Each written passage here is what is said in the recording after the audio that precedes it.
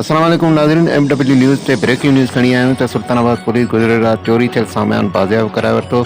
ज़मींदार मक़सूद ख्वाजे जी ज़री ज़मीन में नामालूम चोरनि 2 सोलर प्लेटूं, 1 रूटर ऐं 2 पाइप चोरी कया, जेके सुल्तानाबाद पुलिस बाज़ियाब कराए वरिता। उन हवाले सां SHO तफ़सील अचो तव्हांखे ॿुधायूं।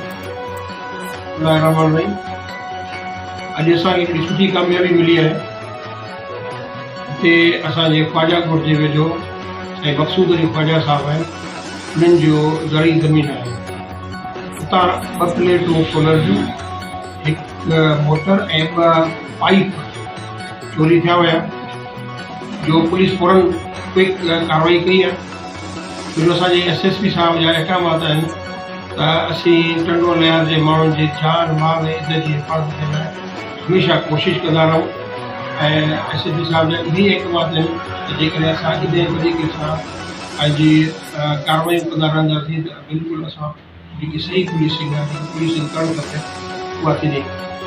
ख़ाली जीअं त इहा चोरी जी तव्हांखे ज़िक्र करे छॾियो, उहा डिटेक्ट कीअं कईसीं, चोरी कीअं असां रिकवर कईसीं, उहो तव्हांखे ॿुधाइणु चाहियां। असांजे UP DSP आहिनि फ़ाज़ साहब, हुननि जी टीम हुई तक़रीबन 3:30 वॻे सुबुह जो। उहे गश्त में हुया, पेट्रोलिंग में हुया, मुंहिंजी टीम पेट्रोलिंग में हुई। फ़ाज़ साहब मूंखे फ़ोन कयो त मोटरसाइकिल ते सवार 2 माण्हू आहिनि जिन वटि 2 सोलर प्लेटूं आहिनि ऐं कुझु ॿियो सामान नज़र आयो। पोइ उहा उन जी टीम फौरन कार्रवाई कई। माण्हू जेके आहिनि से मोटरसाइकिल छॾे थी विया ऐं सामान बि छॾे विया। उन दौरान DSP साहब बि असांखे मैसेज कयो त मां पंहिंजी गाॾी मोकिली। मुंहिंजी गाॾी गश्त में हुई मोबाइल, उन में वञी पहुची, मौक़े ते पहुची ऐं हीअ शइ रिकवरी कयूं। सो असांजे SSP साहब जे अहकामात जे मुताबिक़ इहा सॼो जेको बि सामान आहे, तव्हां ॾिसी सघो था, इहो सॼो सामान साईं खे वापसि कंदासीं।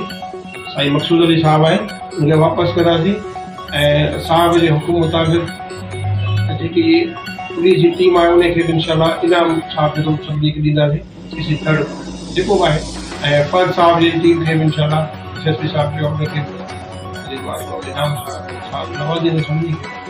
साईं मक़सूद अली ख्वाजा साहब खां ख़ुशी शुक्र अदा करें SSP अब्बासी साहब जो ऐं DSP फ़ाज़ साहब जो ऐं SHO रियाज़ साहब जी टीम जो जे असांखे पंहिंजो सामान वापसि कयो आहे। मुंहिंजी वॾी कोशिशि आहे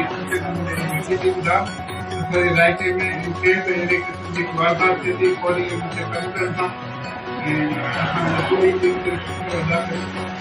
मुंहिंजी वॾी महिरबानी सामान वापसि करे